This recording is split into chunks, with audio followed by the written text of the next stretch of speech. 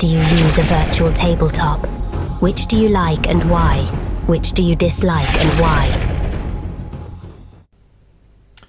I use Roll20 primarily for tabletopless and not a lot else.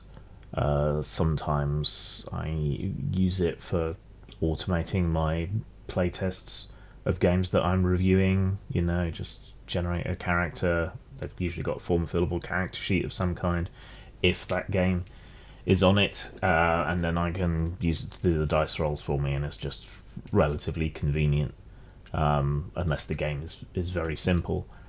But I don't really like any of them. I use Roll20 because it's the biggest, it's been around the longest, it's got the most backing, and so it's likely to stick around. In the past, I've used things like online whiteboards and so on, some of them RPG oriented, just to keep track of things or to play board games online. All I really need is an optional video camera and a microphone.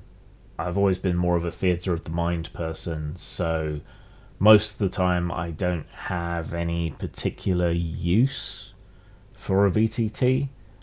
We use it for tabletopless because we can share and make visible the die rolls, and people get invested in the die rolls who are in the audience, and to keep track of combat, which in 5th edition is kind of important.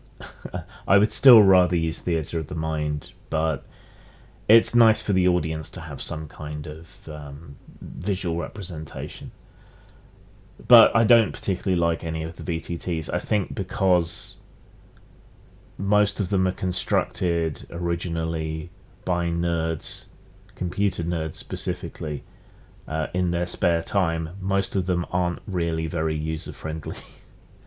They rely too much on command lines, and they have all kinds of features that don't necessarily work properly, and they don't necessarily have enough money to fully develop them. And then on the other side, you've got other VTTs which are all Flash, and not the program, I mean, that's like showy, and they have all these bells and whistles, but because of that, they don't have enough depth to them.